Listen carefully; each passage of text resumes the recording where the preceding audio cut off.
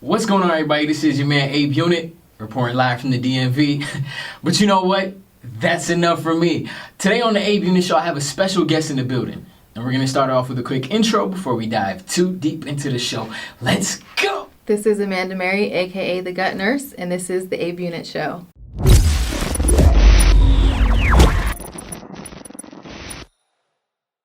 Meri, gut nutritionist, entrepreneur, and lover of natural health.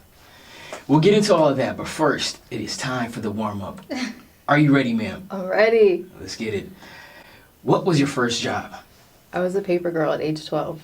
Do you have any pets? I do. 2 dogs. Junk food you would not want your clients to see you eating.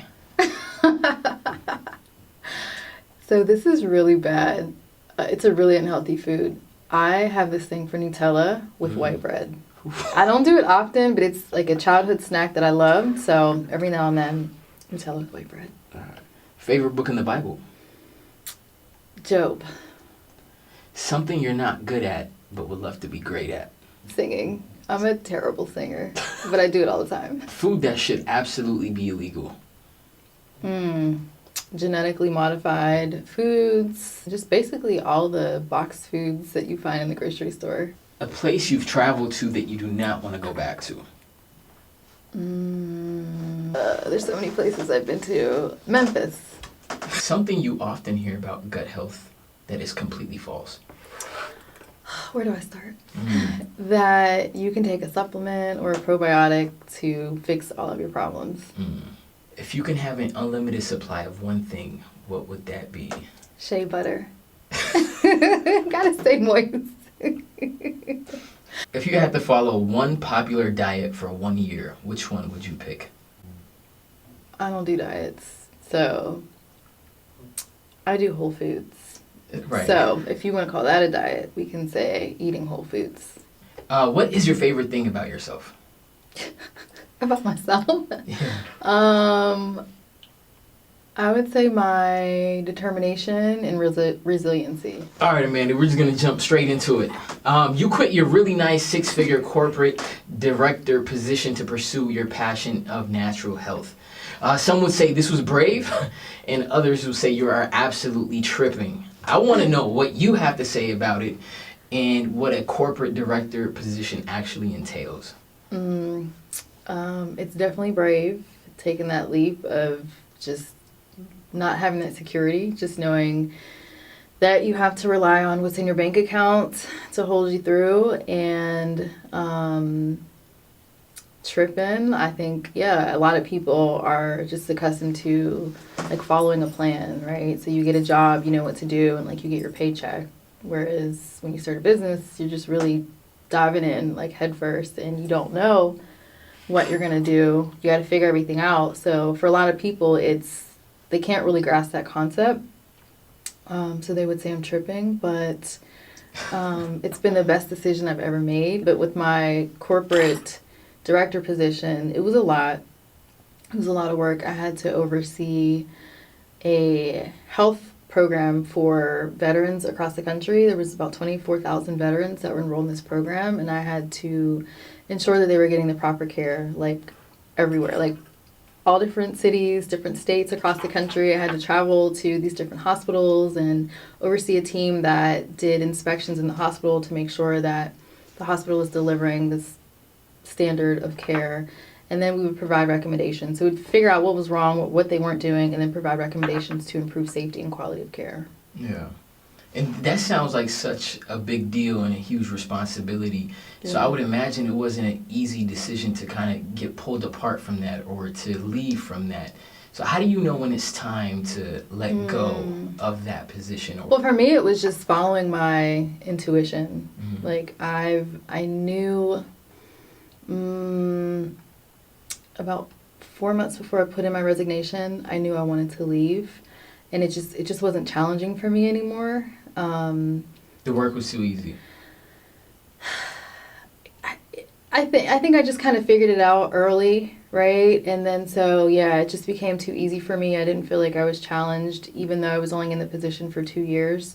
I just felt like I could do more. And I felt like if I'm working this hard for somebody else, like, just imagine what can I do for myself, right? Yeah. You felt like your purpose and calling was a lot bigger than what they were having. Yeah, and you know, like about 4 or 5 months into the job, I had people coming to me from other organizations and government agencies, and they were like, "What are your plans?" And I'm like, "What do you mean? What are my plans? I just got this job a few months ago, right? And I'm rebuilding this whole program." And they were like, "You're more than this. Like, you're greater than this." And I was like, "What? I am? Like, you're seeing something in me that I don't see?" And then I think that really just, you know, was that little nugget that seed that was planted, and it just made me, over time, just realize there's more than this. Yeah. And you kind of mentioned this a little bit. So after you left that, you started a business, right? This is what you wanted to pursue in terms of helping people heal naturally and helping yourself heal naturally. I know having your own business can seem glamorous, right? But it doesn't come without a price. What would you say has been the most challenging aspect of trying to build your own thing as opposed to, I'm about to go get this paycheck, I'm working for a really nice company, and I have this really nice position. So there's a difference between the two. Honestly, it's really not difficult. It's not, like, for me, it hasn't been difficult. Nursing was way more difficult than trying to figure out how to start your business, because there's so many free resources out there for you to, you know, brush up on and learn and how to put things together. I spent a lot of money and a lot of time on figuring out how to create my messaging, like building websites, videos, all those things. But I would say the most challenging thing is getting letting people know, informing them that I have something that works. Like, this is legit, without coming off as, like, some salesy person. Do you know what I mean? Like, I truly can help people heal and feel better. And you've spent your entire professional career in healthcare, right? You've been specifically in the hospital environment. Mostly. Yeah. And then Western medicine as well, right? So what is it that your friends in that field have to say? Do you talk to them about what you're planning to do? Hey, like, I know we've been doing this, we're supposed to believe in this, and this is the way to do it, but now I'm about to take this and then apply it or go a completely different route. Yeah. So my nursing friends are, like, they're all for it, and they're like, we know that there's other ways. But it seems like my other friends who are in healthcare, but they're not nurses, I feel like they think that I might be a little crazy. They're like, what are you doing? You know? And I've also said for years, I'm going to run a business. I think my friends are probably like, here she goes again, right? Like, she keeps talking about business. But when I finally found my passion for natural health, like, I knew this was it, you know, and I knew this is something that I was going to be doing, and it wasn't going to be like dipping my toe in the water and stepping back out like I did before. I think my friends that were in Western medicine, like nurses and doctors and so forth, I think they were just kind of like, what is she doing? Like, how is she going to help people? You know, like... This goes against everything everybody learned in that environment. Like, yeah, a lot of it, yeah. Going against what they learned, but then also, like, physicians, traditional doctors, physicians, are not trained to do what I do. And most doctors and nurses only receive one nutrition course their whole education and training. So a doctor goes to school for 8 years and gets one nutrition course. Like, you know, a lot of doctors Is that a broken system? It is. It is. Because food is healing. Right. It is. And I just feel like it's overlooked. Like, when you go to the doctor, they don't ask you about what are you eating, how are you sleeping, are you stressed out. They're just quick to give you a pill, right? And so I think a lot of doctors, my doctor friends, were looking at me like, oh, like, she's the person that will kind of help my clients. Like, I tell my clients what they need, and Amanda is someone to help coach them through that. And I kind of was that person until I became a functional nutritionist, whereas now I order lab work that doctors don't have access to, and I'm able to find all these imbalances and problem areas that are going on within the body. So a lot of times people go to the doctor and be like, I have migraines, or my hands are cold, or I have stomach pains, and they do all these tests, and they're like, your labs are fine, everything's good, like you're healthy, and it's like, actually, no, I'm not, you know. So they make you feel like you're crazy, you're lying about your symptoms. Yeah. I think a lot of them would say, especially physicians, that hey, there's not much research on what you're doing, so it's not backed by science. Well, my rebuttal is, what you do is backed by science, but you're only managing symptoms. You're not helping people get to the root and healing so that they don't have symptoms, right? And a lot of doctors have egos, right? So if I tell them what I'm doing now, like I'm running labs and, you know, looking things differently, I think they feel some type of way because they don't know how to do it. And they actually don't have access, like in their like database or patient portals, whenever they're going to order labs for the patients, the labs that I run are not in the system. So they can't even choose it if they wanted to. And they're not even trained on how to read the results and really put together these healing protocols like I am. And like when you're talking about it, I sense your passion. Like you want to help people. You're like, there is more than one way to do it. I don't know if you feel like it's in addition to the Western medicine, or we need to completely get away from the Western medicine, but I do sense the passion. And I want to know, where does this passion come from? It comes from me being unwell. I was sick, like, pretty much all my life, like, off and on. I was in a lot of doctor's offices when I was younger. I had to wear heart monitors and checking my sleep and heart and just pain specialist. And I never got answers to my joint pain and constipation and just all these issues that I had. And as I got in my 20s, things got worse. And like, it's just like one thing after another. I started losing my hair, like, or I started having thinning and balding. And then I started having these weird reactions to food where I would develop, my mouth would burn and I would get hives or my eye would swell up. And it just really started snowballing to the point where I moved into a house that had mold and I got really sick to the point where I was in a wheelchair last year.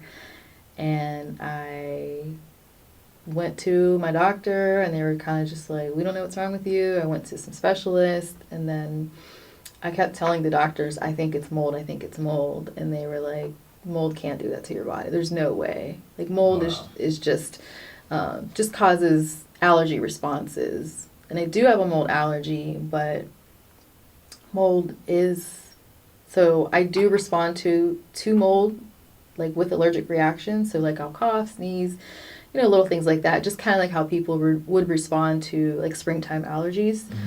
But mold is also a toxin. So for about 25% of the population in the United States, those people cannot effectively detox mold. I don't know if I'm one of those people. I might be, just because I had such a poor reaction to it. I got so sick. I told the doctor, I said, look, I will do everything your way. So for a few months, I was going through so many testing, blood work, and everything came back normal except for my vitamin D, which like has always been low.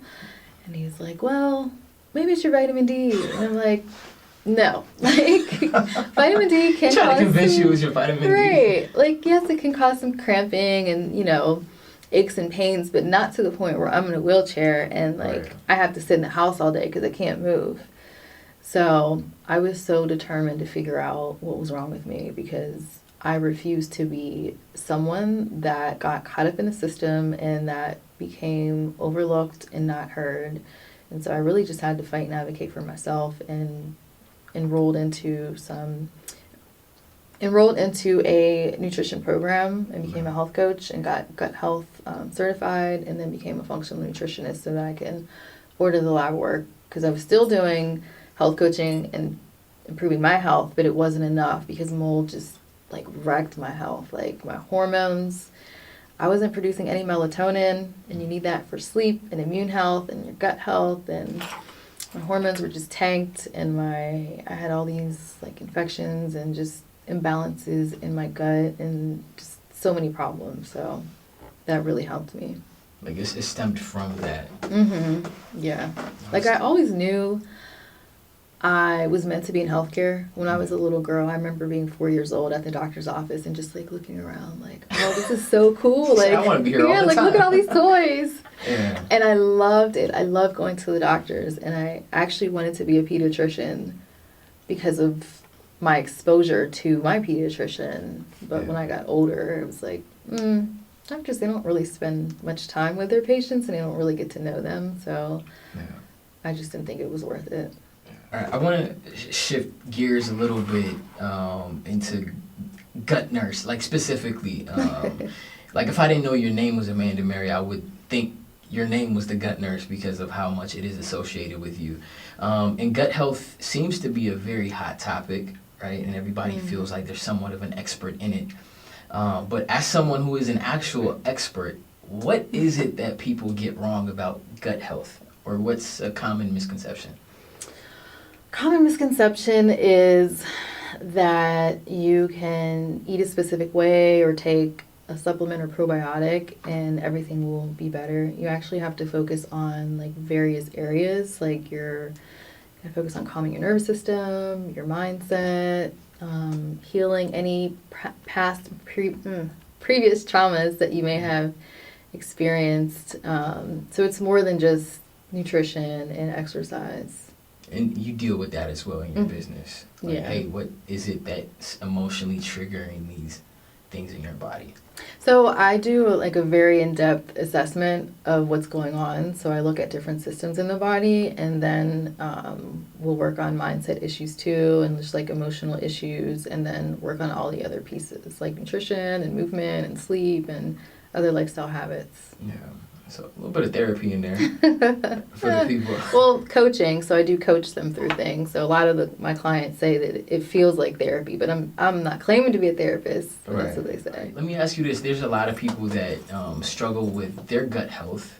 Can somebody that drinks alcohol have a clean gut, or can they be well? They can't have a clean gut because alcohol does cause damage to the body. But like with everything, I'm not an extremist, so I don't say you have to eat perfectly and live this perfect lifestyle because it's really not tenable in this day and age in America. But in moderation, for most people, it won't hurt as long as you're still eating pretty well and sleeping and exercising. It should be fine. I think there's a way to fit almost anything, right? Not like meth or crack, but Right. Okay. And then there's a lot of foods out there that they tell us to stay away from. Obviously, the candies and the junk foods. Right now, there is a huge topic on Skittles and how that can really be affecting not only the gut, but your brain as well. There's certain vegetables they want you to stay away from. Certain fruits they want you to stay away from. Meats and tuna, is it good or not? There's so many things that we have to stay away from. Do you have a list of foods that you're like, okay, I don't want anybody to ever get near it? Or is everything okay in moderation? It depends on the person. So the people that see me are pretty sick and they're pretty reactive to various chemicals and foods. So for them, I wouldn't say, yeah, go ahead and have some Skittles. But if they work with me and we repair their gut and strengthen it so that they are able to tolerate those foods and toxins, then, if you have it every now and then, have it, but just be mindful of that and what it can do to your body. Yeah. But I would say to avoid red dyes. I don't know about the Skittle thing, but I can see it being legit because there's so many food chemicals and dyes in there that are actually highly inflammatory. Our body doesn't break it down and digest it well, and then that can cause gut inflammation, which causes brain inflammation. Yeah. Okay, and then on the flip side of that, there are things that are referred to as superfoods. Do you believe in that, one? And then two, are there foods that everybody should have in their fridge? Yeah, I kind of believe in superfoods. They're just more nutritious, so they're nutrient dense as compared to some other fruits and vegetables. But I don't think that means that somebody should stay away from a fruit or vegetable that doesn't make the superfood list because it's still healthy. It's way healthier than a bag of chips. Right. And then, what was the other question? Foods that everyone should have in the refrigerator? Yeah. Green vegetables. Just basically eat the rainbow. So when I Eat the say that, rainbow. What does that mean? think of all the colors, like yellow Yeah. peppers, squash, zucchini, tomatoes. Just eat colorful because there's more nutrients in those, different nutrients in those foods that your gut needs. I've always thought the medical field was an interesting field because I get your passion, I get you wanting to help people, but it's also very demanding, right? Mm-hmm. How do you maintain the work-life balance? One, or two, is there such a thing as a work-life balance? Or at least for me, when I think about it, I'm dealing with these patients. I have to take that home. Like whatever I just spent the 12, 14 hours doing, it has to come up when I'm getting ready to sleep. So how do you de-stress?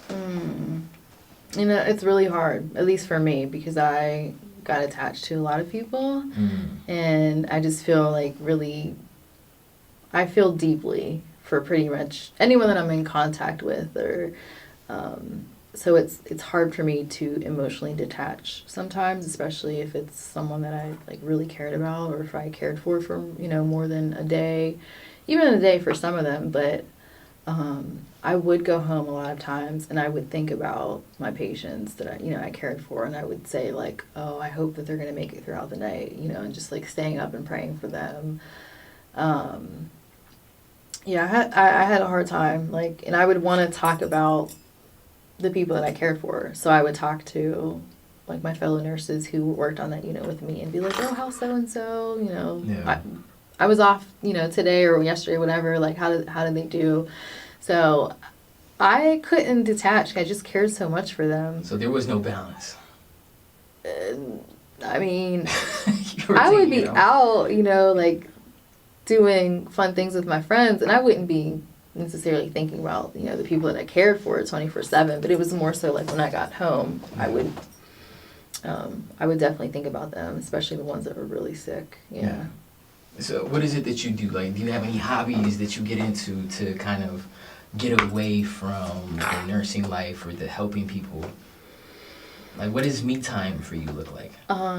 Me time when I was in nursing? Both, was partying. Partying. Going out with my friends and partying. Like, just dancing, drinking, like unhealthy stuff, right? You're just young and silly and trying new things.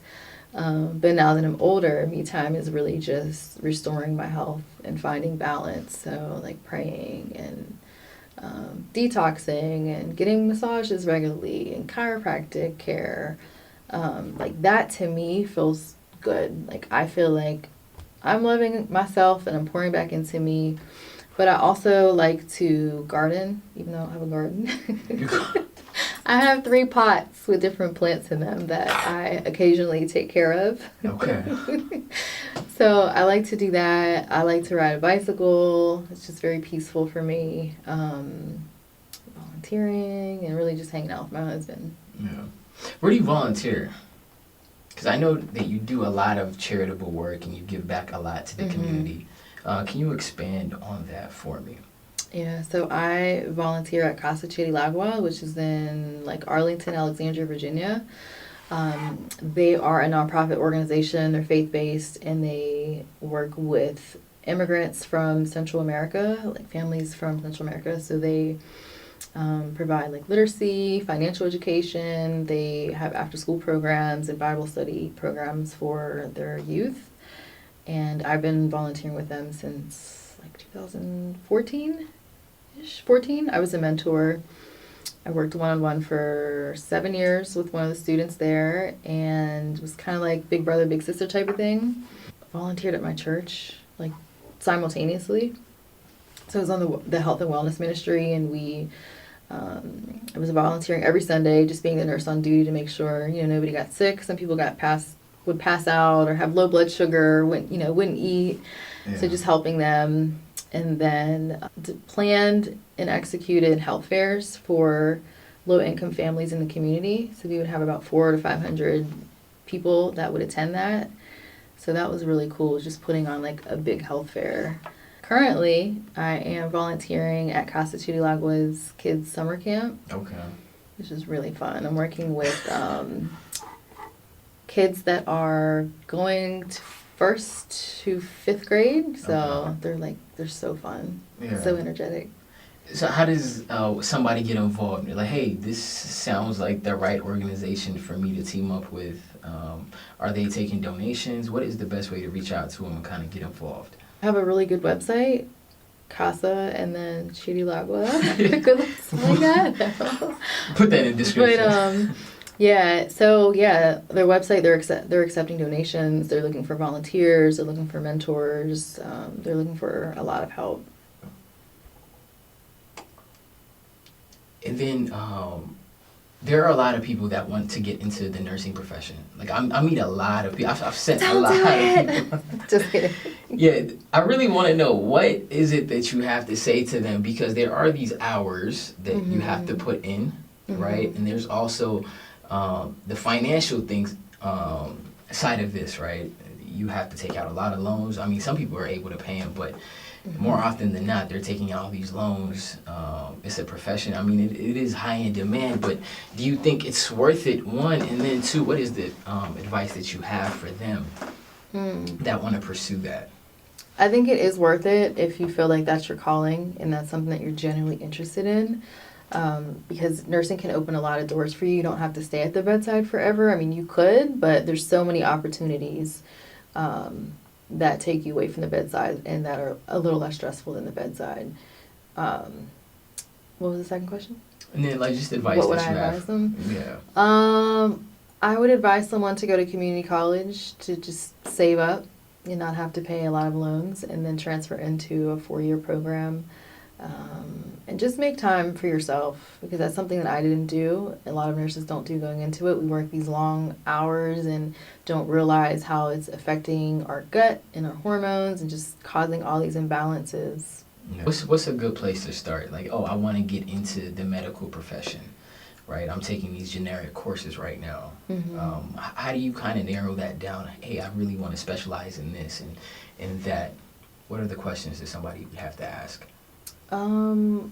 First they should find an RN. If they want to be an RN, ask them, what does your typical day look like? What does a good day look like? What does a bad day look like? How stressful is it? And then I would recommend getting a job as a nursing assistant. That way you have kind of more firsthand experience of what the role of nursing is. Yeah. And they'll be able to see the RNs going crazy on the unit. Yeah. See if they really want to do that or not. Right. And then, like, on your second act now, okay, I want to pursue my own business, and I've acquired this knowledge, whether going to school or just life or X, Y, and Z. Now I want to be able to apply that into the business side. What is the first step that I should take? Nurses that are like, I don't necessarily want to pursue the medical or the hospital route. Yeah. Well, see, nurses have so much power, and, we don't realize it. It takes somebody else to really show us. Like, nurses are very analytical, very detail-oriented. They think critically, so they'd be some really good business owners because you need those skills to run a business. So really just believing in yourself and connecting with other nurses who are entrepreneurs and maybe shadowing with them or just, serving as a mentee to get some more info. Yeah.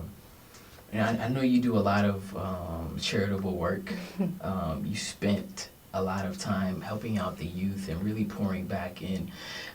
Where does that hunger and the passion and the thirst come from? And what are some activities that you're actually involved in?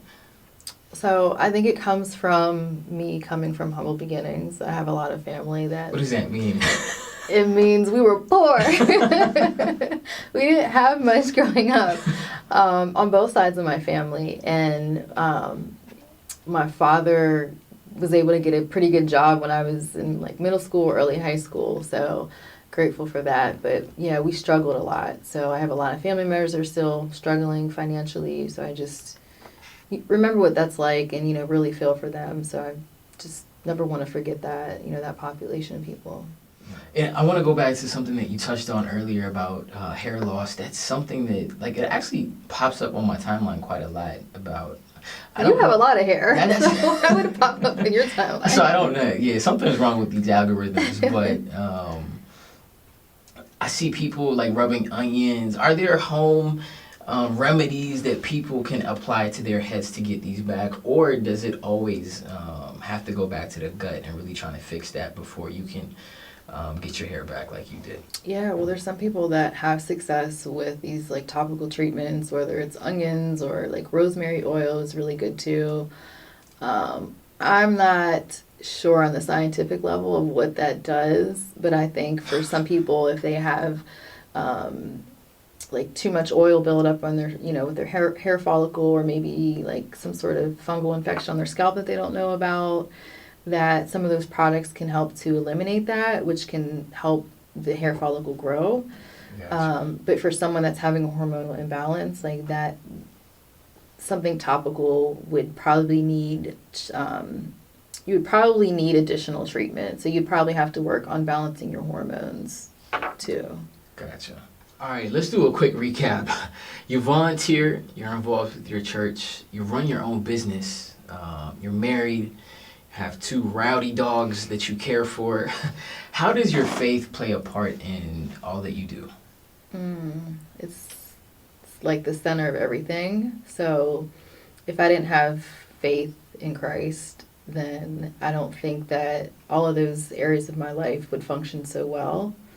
So like one thing for me was marriage. So that's like, marriage is such a big part of my life, and like I honor it and cherish it so much, and like I love my husband. He's my best friend.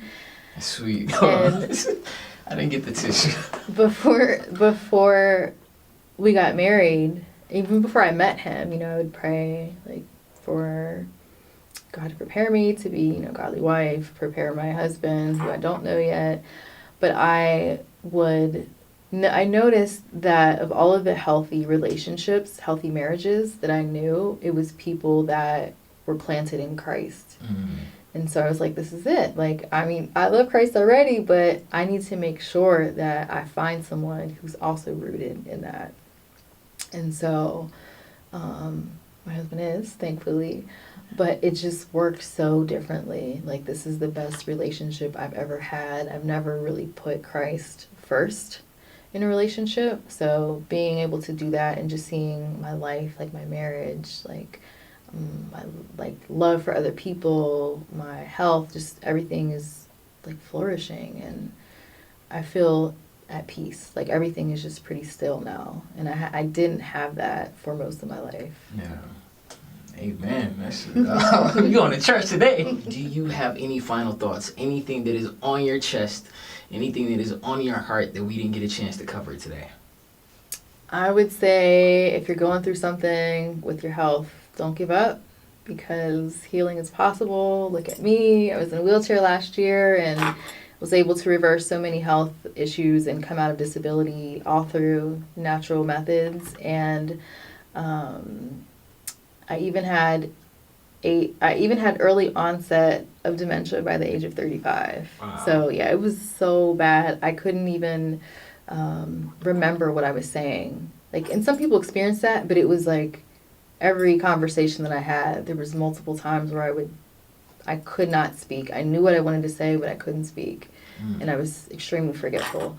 So healing is possible. Do not give up. And then also, health is a journey, not a destination, right? Not a final destination. So start with building small habits. Small habits is what leads you to like feeling good, like the big end game. So I don't like when people come to me and they're like, fix me in 30 days. It's like, I can do that, but it's not going to be sustainable. You're going to leave and then go back to diets and all these health issues. So just do one thing at a time. And it might take you a month or two to conquer that. Yeah. And then add the next thing in. Okay. And then I did want to ask you this as well. What are your thoughts on these diets? There are a lot of popular diets, whether it's intermittent fasting, pescatarianism, vegans are out there. Terrible. Gluten-free diets. There's a bunch of different things that are cool people get on. What are your thoughts Well, on they think they're cool. Like, it sounds cool, right? And so many people are misinformed. And yes, there's people who have healed. I'm going to put that in quotes because we don't have lab work on them to really prove how they're feeling. And their mind might be playing tricks on them, so they might they may be feeling better, but if they keep believing, like, I feel better, they may not really be aware of what's going on with them. They may be overlooking different symptoms. So I just had a client recently who was a vegan of almost 10 years, and she had all these health issues. And with the lab work that I ran on her, I was able to connect her symptoms and her vegan lifestyle with her lab work to say, like, hey, this is proof that this is not a good diet for you, right? It can be plant-based is good for short amounts of time for various reasons, but it's not meant to be a long-term diet. Like, we're omnivores. We're made to eat meat, fruits, and vegetables. Yeah, diets, no bueno. Just eat a lot of... Yo, the gut nurse is coming for the vegans, yo. Yeah. Yo, the vegans are going to be after you after this one. It's cool. It's I'm just here to inform.